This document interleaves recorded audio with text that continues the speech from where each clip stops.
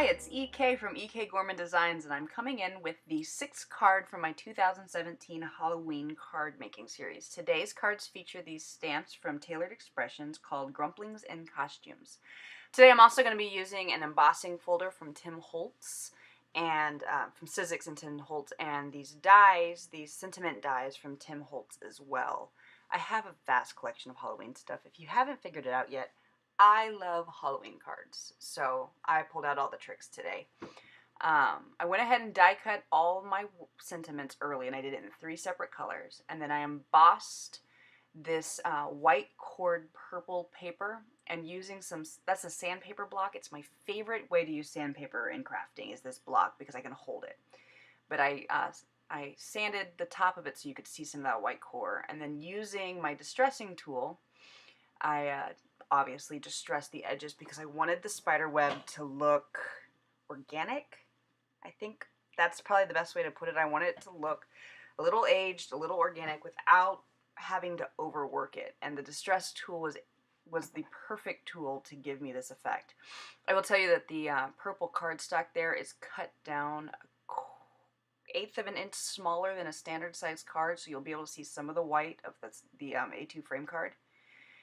And I moved everything off my workspace, and here we go with the coloring. I stamped out 3 of the images, the witch, the pumpkin, and the fairy, and then I pulled out my Prismacolored pencils. I don't think I've shown much of my colored pencil coloring. It's one of the skills that I've been really working on this last year, to get better at colored pencils.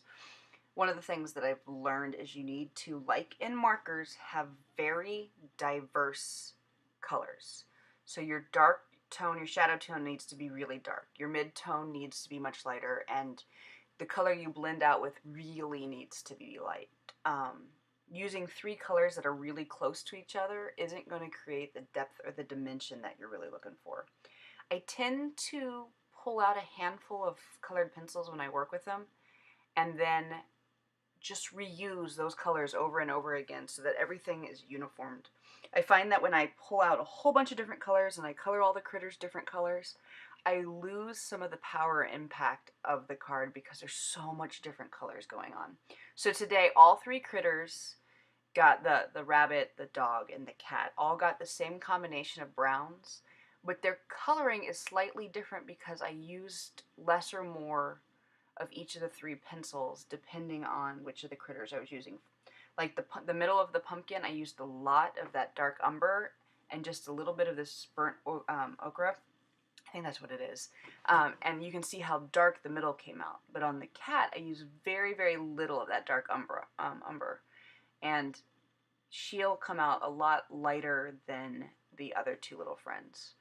I went ahead and stuck my portable travel pencil sharpener in the screen today, just to show you how much I actually sharpen my colored pencils. I like that tip nice and sharp, because the sharper I find the tip, the easier I find I can control the pencil. Now finally, here's this really light tone, and you'll see how different the 2 tones are, but yet it works. I don't know, I really kind of like going with this beige putty. Oh, and before anybody asks, why do I keep washi tape on the end of my colored pencils?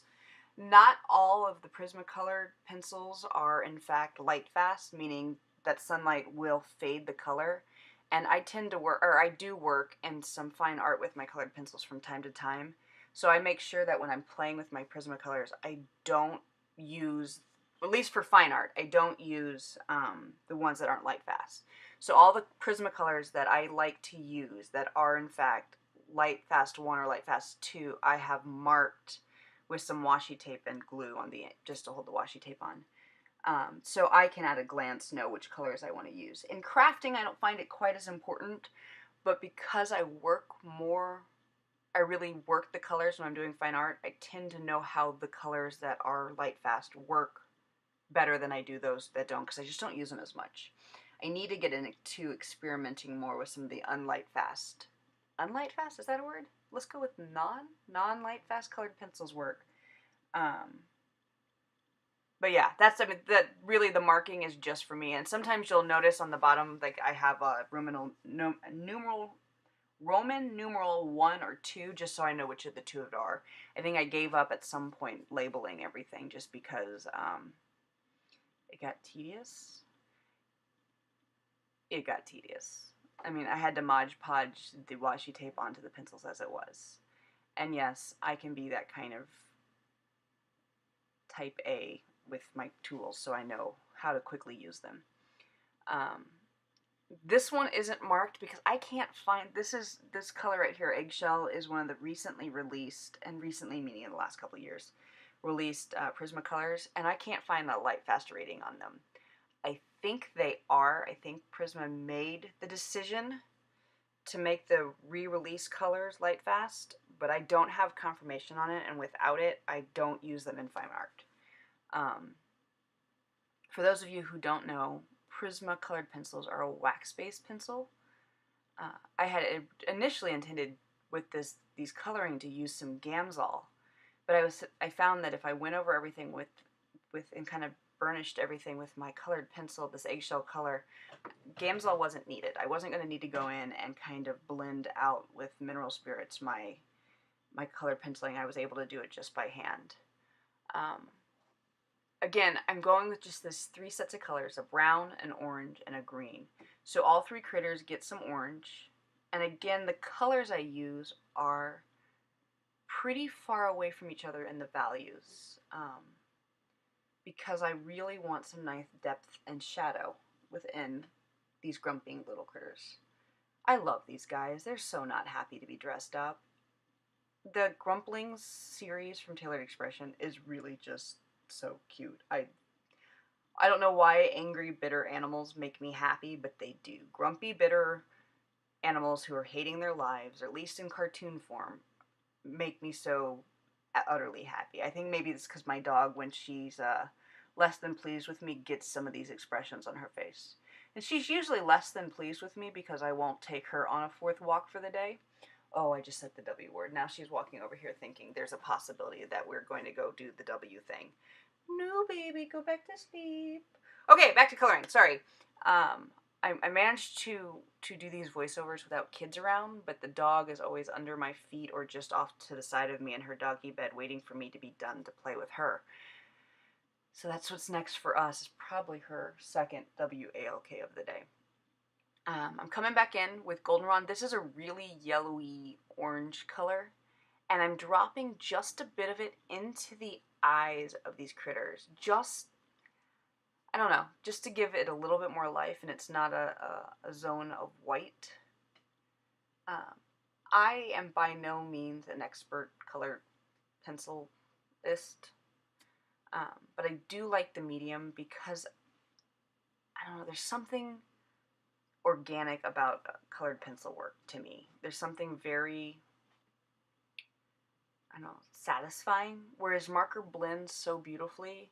Colored pencil blends, don't get me wrong, but there's still like that tendency to have brush stroke in it, or line work in it, and I don't know, there's something to me that's just utterly beautiful about a really well colored penciled work.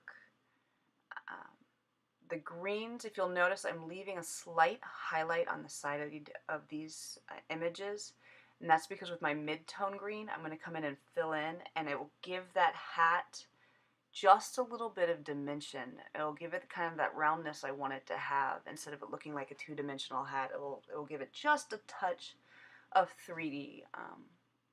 I'm really trying to understand my 3-dimensional forms these days and really shadow in a way that gives life to these stamped images, so everything kind of looks dimensional.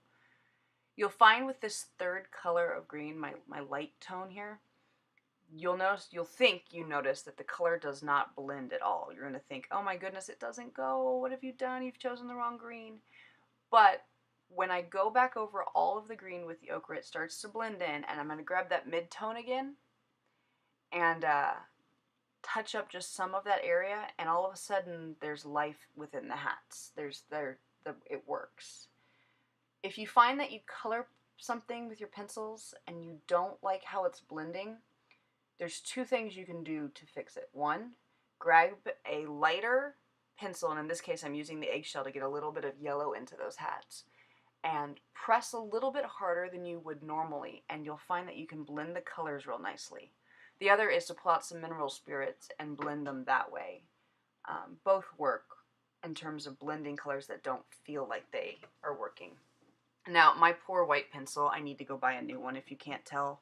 This is, what it's in is a little tool for when you have just a nub of a pencil and you want to be able to hold it properly. I think it's Prismacolored has come out with this little pencil grip. That's all it is. It's just a grip to help you extend. I have a trip to one of the big box stores to buy a new white colored pencil. It's on my agenda. It's on my to-do list. It will be, I think, my third white colored pencil, and everything else is still, it's like their first. I use more white pencil than anything else. Now I've taken a very, very sharp black colored pencil, and I'm just filling back in some of those lines, some of that line work I lost with my colored pencils. Because the pencils can be a little bit more opaque, you'll lose some of that bold black line. But if you have a nice sharp pencil, you can go back in and add it back to the image. See, with the image being so close up, I think you can see what I mean by the pencil work being so organic looking. You can definitely see, I don't know, there's just something completely different about pencil than marker. And I don't know, there's days where I actually prefer color pencil work over marker work. The problem is color pencil work to me takes so much longer than marker work does. So I use markers just to save time. I fussy cut out all the little critters, and then I took one of the sentiments from the stamp set and just cut out wonkily or whatever. Now I will tell you, I lost video. I showed how I assembled the card, but I lost everything. So I put little critters onto the spider web, and I grabbed some just basic sewing thread and wrapped each of the critters around it so it looked like a spider had gotten to them. And I glued on the sentiment. Thanks for watching for today's video. If you liked it, hit the thumbs up button. If you want to see more things like this, hit the subscribe button. And I hope you enjoy making Halloween cards this year as much as I have. Thanks for watching. Bye.